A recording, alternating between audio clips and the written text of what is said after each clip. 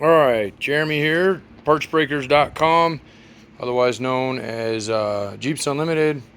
We rebranded ourselves. You can look at our site and check that out. So again, partsbreakers.com, 303-666-9020. We pretty much do anything you can possibly imagine as far as parts go on Jeeps specifically. As you can see in the background, we got a couple Chevys going on, some diesel. We get into some diesel stuff and whatnot. And then here's our yard. Big old yard, 7 acres, lots of Jeeps. So, okay, this is more of a how-to instructional, maybe what not to do, what tools you need, yada, yada, yada. This is a very common question. I've been meaning to do something like this for years. Trying to remove Torx bits. So this is going to be on a tailgate, but these guys here are on every single thing from like 87. You really start seeing Torx heads in the 80s, late 80s, all the way up to 06. And you do find them on the JKs too. They're a little bit bigger. The 40s are real common. This is a 40 here, T40. It looks like this guy. This is a nice Mako one, but you can pick these up. You can get them cheap at Harbor Freight, although those ones usually don't last very long. I usually don't buy the cheap Harbor Freight Torx. I will buy some of their tools, but definitely not one of those. Usually Home Depot, Lowe's, they offer lifetime warranties on them. So, and you will break them. I always tell people have a few of them on hand when they're messing with Torx, because you're going to break one and have to keep running back and forth. So they're a couple bucks a piece. Otherwise, you can get the name brand Mako, Snap-on, that stuff. Same thing, lifetime warranty. Anyway, without further ado, so this thing is going to be a little bit of a pain because it's not mounted, and it's a lot easier when they're mounted because you kind of got to put your shoulder into them. So if you're absolutely basic mechanic or basic tools, what you're going to minimally want to have is the T40, okay, 3/8 or half, either one. Obviously the half-inch can be a little bit stronger depending on the design of the tool. And then in my case, I'm going to need an adapter because my breaker bar over there is a 1/2 inch, and again, you can find a 3/8 breaker bar, but typically they're not as strong, so I usually go with the 1/2 inch. That guy. Okay, so first and foremost is going to be a pain without a second set of hands. So I'm just going to kind of show you without showing you, just kind of illustrate it, because it's not going to be easy without somebody filming me. Okay, so when you put this, one's already boogered up. This one doesn't look like it's too bad right now. So when you put these in here, now let me tell you something back up. You see something in the background here. I don't even let my guys mess with these things until they've used what we call Woodpecker. An old airline mechanic told me about this guy. It's just an air hammer, and it's got a 3/8 or sometimes 1/2 inch bit on it. Again, not something you can usually find at a local parts store. Something you'll have to probably order online or pick up from a tool truck of some kind. This is we have a nice Ingersoll Rand one, but if you're on a budget or just don't think you'll ever use it again, this air gun can be bought at Harbor Freight. And for this purposes, I've had it for years. It's a spare gun. It works just fine.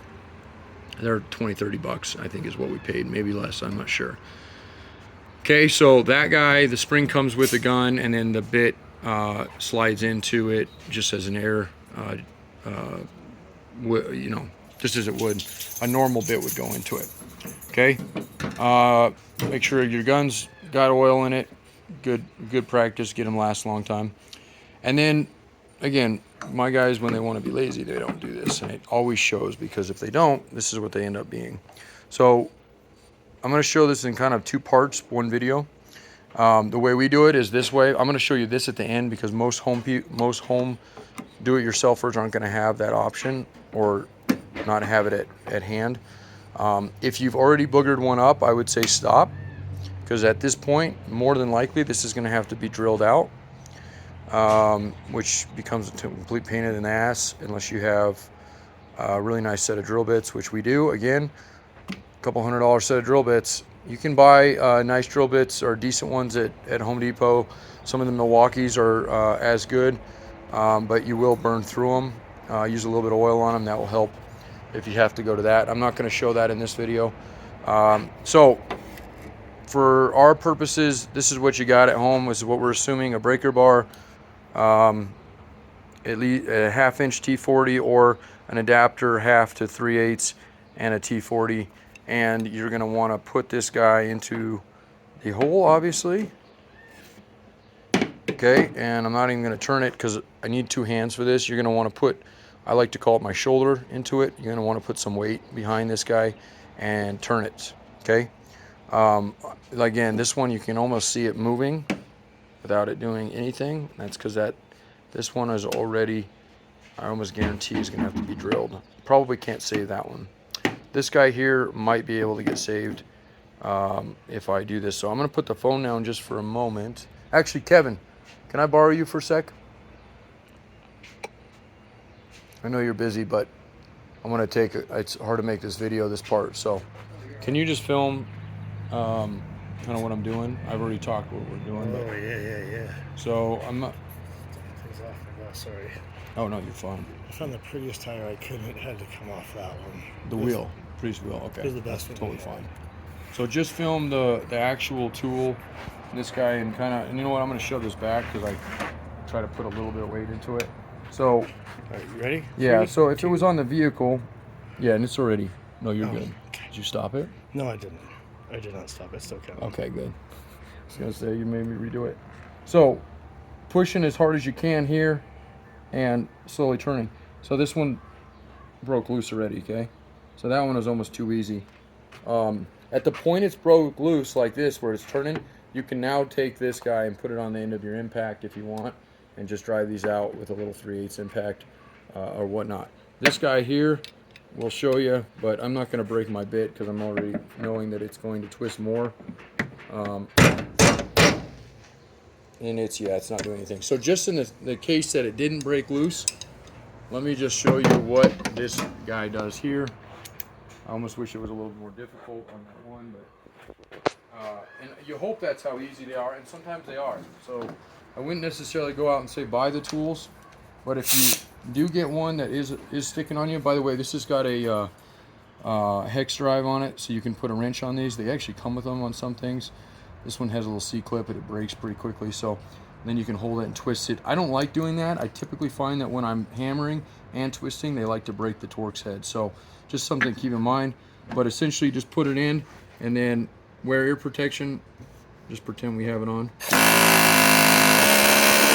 And you can see what it does. It just breaks it loose there. We can try on this one. I have a feeling like this one's pretty much a goner. And we want to make sure when you get it in, even if it's, like in this case, it's kind of already stripped. So get it as lined the best you can so you don't mess it up anymore. And I can already see it walking in there, so I guarantee this one's going to not work. And it's going to have to be drilled out. But for our purposes, and we're trying to get one of these bolts up so we can match up a set of them we have. So again, you want to put your shoulder into it when you go to break it loose. And just twist it. So that knocked the rest of the shoulders, and you can see the metal on it. That has to be drilled out at that point. There's 8 of these guys. 1, 2, 3, 4. Again, this is on a tailgate, but on a windshield frame, and you can on a windshield frame, you're going to have 8 on each one. Doors have them. So same method, okay? So this is the tool to use if you have nothing, but again, watch as it spins, and if it starts knocking the shoulders off of the Torx heads here, I would recommend going out and buying, you can buy, like I said, a cheap air hammer, and then ordering one of these guys online and just doing it when you have time. Altogether, if you had to drill all these out, probably an hour. If you know what you're doing. It could take you half a day if you don't, and I only mean by that is we use reverse drill bits. Those are really nice because half the time when you start drilling them, since they're spinning reverse, without even having an extractor, the heat just from the drill bit alone will sometimes start spinning these and breaking these loose. So that's a nice thing, but again, those aren't going to be something you can pick up at a local parts store. Usually you can only get regular drive one. So anyway, keep that in mind. I'm going to upload this. If you have any other questions, comments, or want to see any other product videos or how-to videos, how we do things out here at the junkyard, dismantling stuff, let us know. Our team would love to Love to help you out. 303-666-9020, partsbreakers.com, and have a great day.